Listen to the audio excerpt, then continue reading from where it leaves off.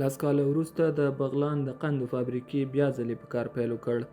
د بورې یا شکر د تولید دغه فابریکه د مالیې وزارت له لوري تر بیارغونې وروسته نن د یوې غونډې په ترڅ کې پرانیستل شوه.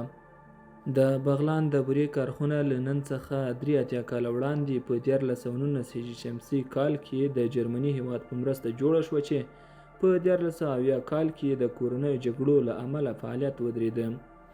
څو کاله وړاندې یادې کارخونې یو ځل بیا په کار پیل وکړ، خو د اومه موادو نشتون، د ځمکو غصب او دغه راز د واکمن حکومت نه پاملرنې بیا له سقوط سره مخ کړه.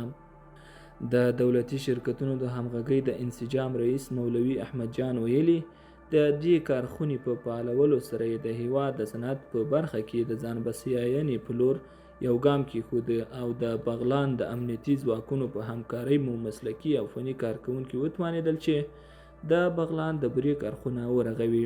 د کندوز د سپین زر دولتي شرکت مرستیال رحمت الله رحماني ویلي، د بغلان د شکر دولتي شرکت کې 350 مسلکي او فني او دغه راز 200 خدماتي کارکوونکو ته د کار زمینه برابره شوې او په فعالېدو سره د هیواد د اړتیا وړ 3 سلنه بوره تولیدېږي.